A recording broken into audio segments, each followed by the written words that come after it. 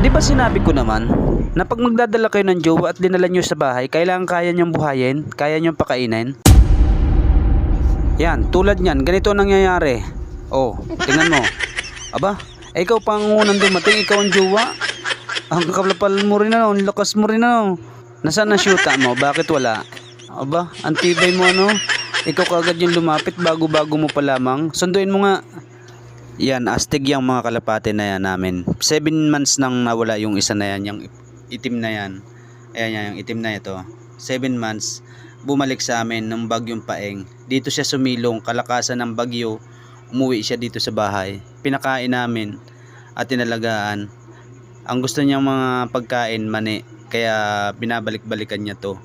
At yun nga, pagka ilang buwan pa, abay nagsama ng jowa. Tingnan ninyo, yung jowa niya ay napakaamo. Kabago-bago lang